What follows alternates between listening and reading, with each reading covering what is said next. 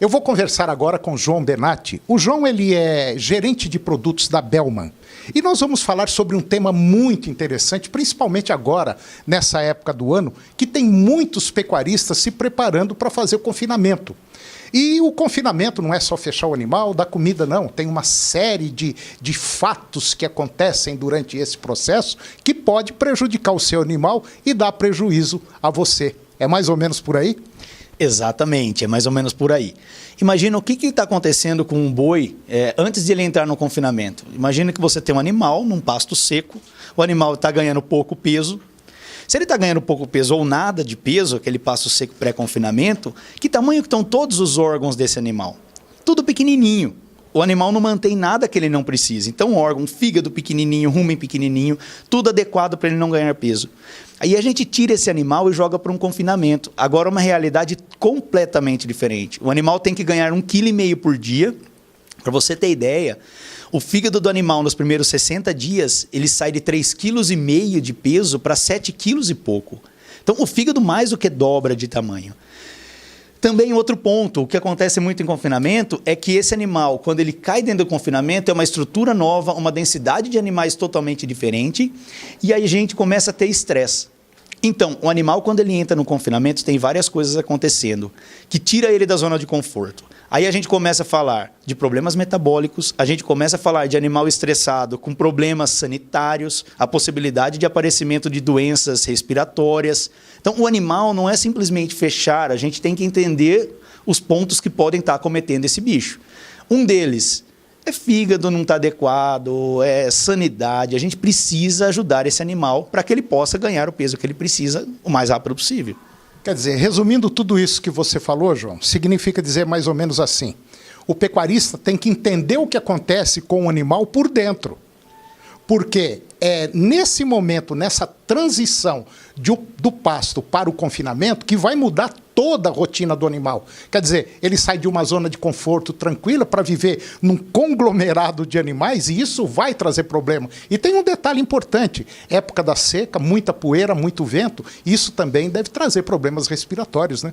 Traz muita poeira, imagina aquele monte de animal, tanto traz o problema como ajuda a disseminar o problema. Sim. Então a gente... Traz, né? Exatamente. Então a gente precisa estar ciente que esse animal está ali dentro, a gente precisa tratar ele o melhor possível, porque o gasto, uma vez que você fecha o animal, ele passa a custar. Então esse animal ele tem que ganhar o máximo peso possível.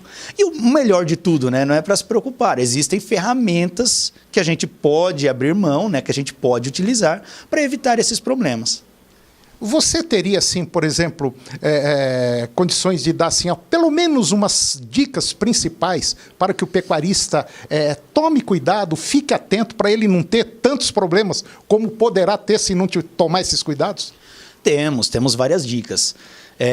Se você conseguir juntar os lotes que vão para o confinamento, um período antes de fechá-los no confinamento, ainda no pasto, para evitar inclusive as brigas e estresse. Outro ponto é fazer uma boa adaptação. Então, colocar os animais, faz uma boa adaptação à dieta, faça os passos de acordo com a recomendação do seu nutricionista, porque isso é importante. A adaptação ela determina todo o sucesso do confinamento. Comprar matéria-prima de qualidade. Esse é um dos grandes gargalos, né?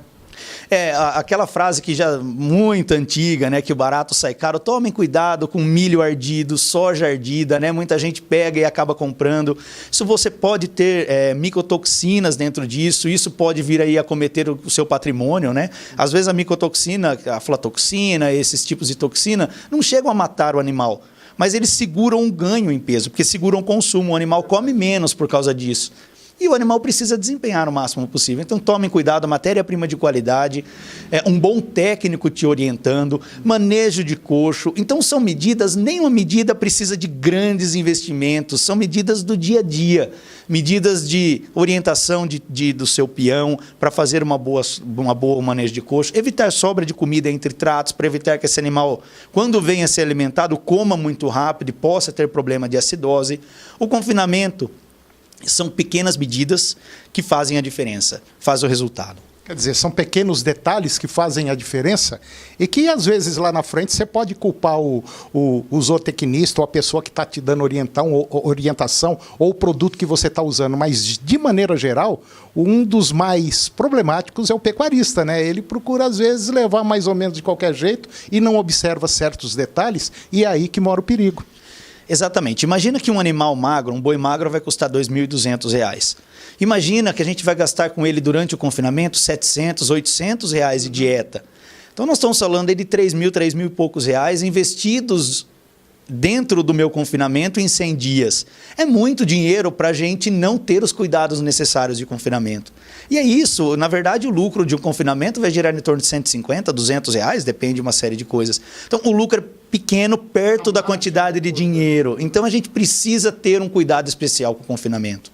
Esse cuidado que você fala nada mais é do que uma gestão bem feita, né?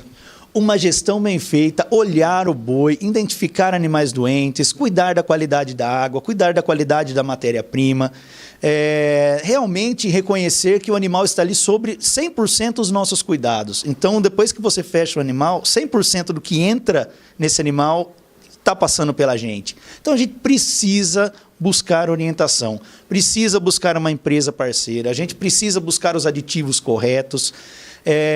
O custo é muito alto. Como disse, se você tiver 1.000 animais confinados, a gente está falando de 3, 4 milhões de reais em capital empatado nessa atividade. A gente precisa tirar lucro disso. E para isso a gente precisa dos detalhes.